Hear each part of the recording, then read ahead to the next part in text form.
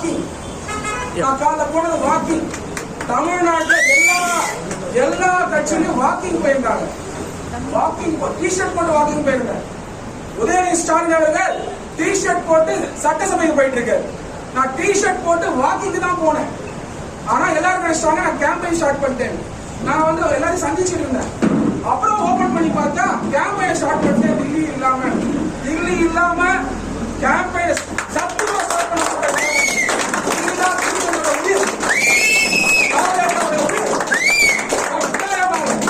திருத்தணி சொல்லும் திருத்தணி சொல்லும் திருத்தணி சொல்லும் உங்கள் தேவை உங்கள் தேவை நம்மளுடைய வெற்றி சின்னம் நம்முடைய சின்னம் நம்முடைய சின்னம் சாமானிய சின்னம் இளைஞர்கள் சின்னம் தில்லியின் சின்னம் தளபதியின் சின்னம் சத்யகுமாரின் சின்னம் அகிலனுடைய சின்னம் ஸ்டாலின் அவருடைய சின்னம் முதலமைச்சர் ஸ்டாலின் அவருடைய சின்னம்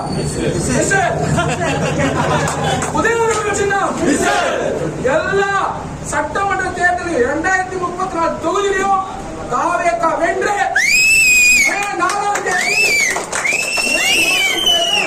வெற்றி